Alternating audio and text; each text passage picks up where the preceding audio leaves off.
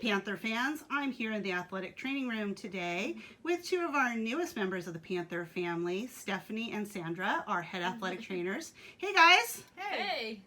So we're catching up with you guys today for National Athletic Trainer Month. And you guys started last fall, so still relatively new. What was it like coming in mid-season in the fall? So I came in a couple weeks before Stephanie did. We both came in mid-season. I came in mid-football season, which is just crazy in itself because we have 14 sports here, 10 of them are in the fall, and so just trying to orient myself, also trying to figure out what it's like. My first day was actually a football game, and as much as I love football, I really had to take into consideration what it was like starting on a game day, because it's really important to me to build that rapport with not only just the athletes but also the coaches, that I'm not here just to take people out of the game when it's not safe, but also I want to make sure that they know that I'm here for their support. I want to keep them playing as much as possible. I want to make sure that they're healthy. I want to make sure that they're safe, and it's kind of hard to do that the first day being just thrown into that game situation.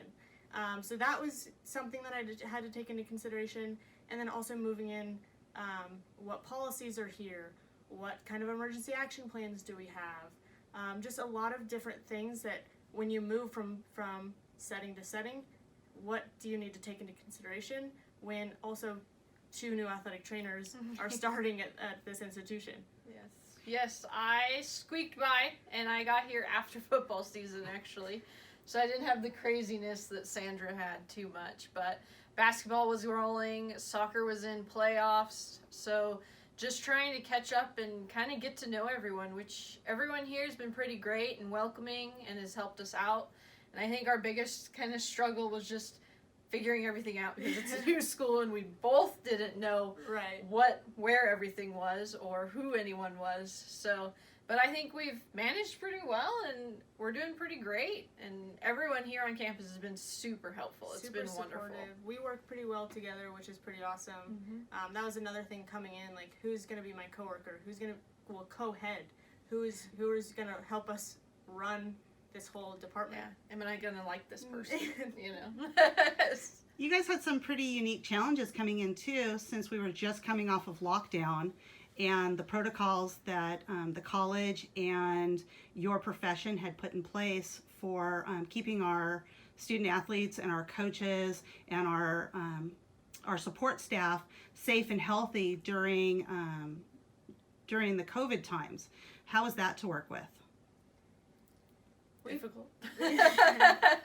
It's I think it's a big undertaking, but we managed it really well. It was making sure, because we want everyone to play, so if what we had to do is what could let them play, then we were going to do it. Definitely sometimes trying to keep up with everything that's changing, because it does change from one day to the next. I always tell everyone, as of today, this is what we are doing. Right. But everyone's been great in following all the protocols and getting, even when our last minute emails come out, hey, we're testing tomorrow, everyone has been showing up and been doing pretty good, I think. And we've kind of been hinting at this, but I think we really, really couldn't have done it without the support of our administration, especially like Dr. Brown, our athletic director, and Dr. McClellan, our dean. So those really, like, those two people really helped us not only like enforce our protocols, but also just kind of pave the way to, okay, we're new here, we have to get this done, and we want to make sure that everyone's safe and that they're able to continue playing. So that was really helpful. You're also in a unique situation for us at Chaffey. This is the first time that we've had a completely female-run athletic training program. What's that like, being female athletic trainers? I enjoy it. I think there's benefits to it, as well as the males. I think females in the athletic training profession are getting more prominent, so it's definitely helping pave the way for females and working hard. There are a couple, just like if you have males with female athletes, we have females with male athletes that you have to take in consideration. But so far, it's been pretty good. Yeah. Yeah, I think there's a lot of consideration for how we have to uphold ourselves. I've been at places that I've not been so respected as a female, and so just coming in, making sure that any action that I take, I have to make sure that it could not be misconstrued as something that could have to do with gender. But overall, we've not had any disrespect, which has been really awesome, and I think that it goes both within the way that we hold ourselves and the way that we connect and build rapport with our athletes and the coaches and everyone in the department. I know that you often have interns that come through the training room. What's it like being a mentor? I personally love it. I love it when I have a student who wants to learn, and we can kind of geek out together and say, hey, look at this. But it's really great teaching people and students and interns. So we have students who are coming in from University of Laverne who help out, and they're in their master's program, so they're getting geared up to be certified.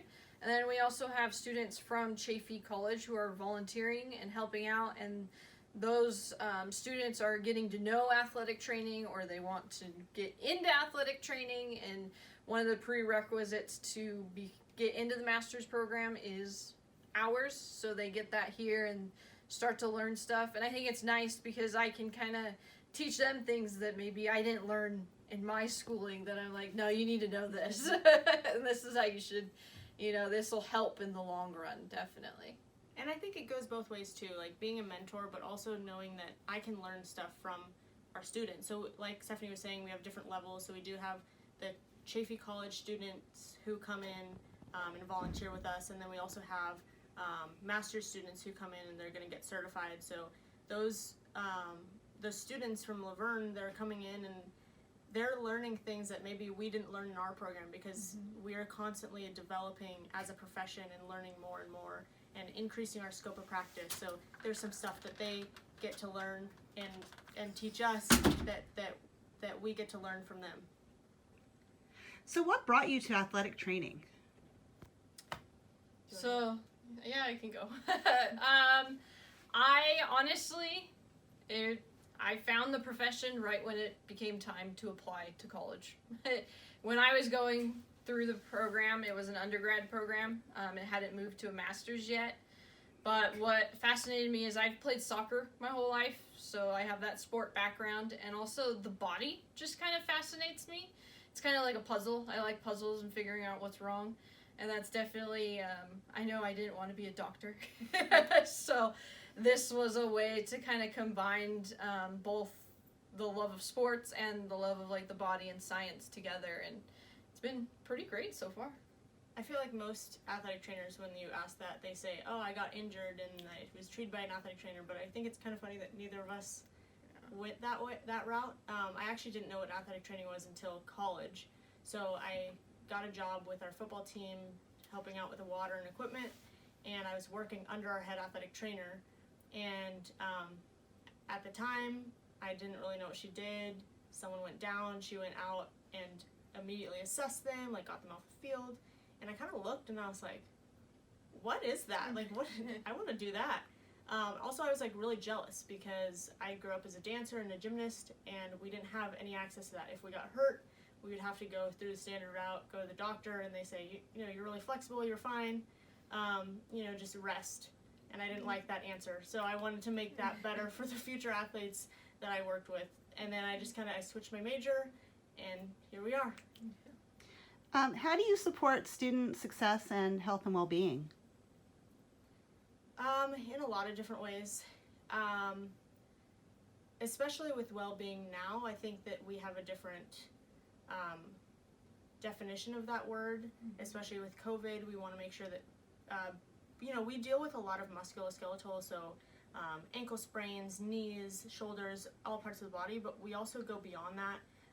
We deal with mental health as well. There are some tough conversations that we've had to have with athletes and make sure that they know what resources are available for them. They know that we're available for them. We've been able to, and beyond that, we've been able to support them in more of that general medical sickness We do deal with general medical conditions such as like diabetes or some different illnesses. So we do support athletes in different ways than just their physical being. I know there's probably not a typical day, as every day we have a different combination of sports that are playing both in season and out of season, away and at home. But if you had to say what a typical day is here in the athletic training room, how would you describe it? Well, I think there's two typical days. There's Right, either game day or non-game day. So usually game day, we're coming in at least probably 2 to 3 hours before that game time, and we mainly only cover home games. So this is if the team's playing at home. We come in, we set up, so getting all the water ready, some ice, all the emergency equipment, and then also having the athletes come in for any treatment, any rehab, or any tapings. And then we head to the field or the court or track, whichever is the Whatever playing venue. surface. And usually we're there about an hour, 30 minutes before, and kind of just monitoring everything. And then it's game time. So then we're watching the game, evaluating anything that happens, making sure that everyone's safe and healthy. And then we, after, if everything goes well, after we clean up, we'll hang around for about 20 to 30 minutes, make sure nobody needs ice or maybe to look at that wasn't necessarily serious enough during the game.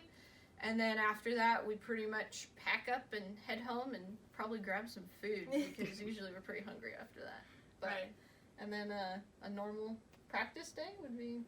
Right, so it's also different between our seasons. So usually our fall season is a lot heavier, our spring season is a lot lighter, along with summer. So it really depends on like what sports are in season. A lot of times in the clinic we'll have treatment hours that our athletes can come in.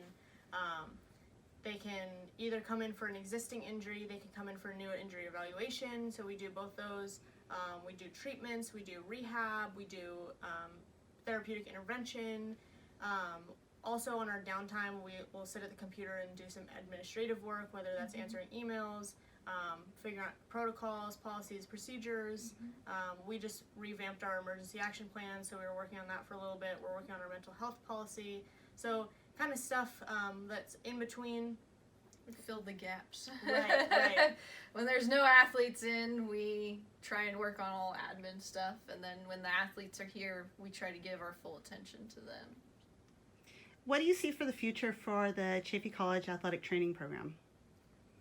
I see a lot of growth and potential for it. I think that we can potentially build it up and get a lot of people interested in it. And we here at Chaffey, we do offer like intro to athletic training classes. So I believe that athletic training is definitely one of those up and coming professions, and a lot of people are getting into it and very interested. So Chaffey can definitely be one of those places that students can come and test it out and see, you know, is this for me? Because it is a lot different than what people think. It's not just standing on the sideline with water. It is a lot more in depth than that. So I can see a lot of growth with like future students coming through and becoming certified athletic trainers, but then also just the growth in medicine and helping athletes and coming up with proper treatments and maybe faster treatments, hopefully, that for those athletes. Right, and I think growth comes small and big.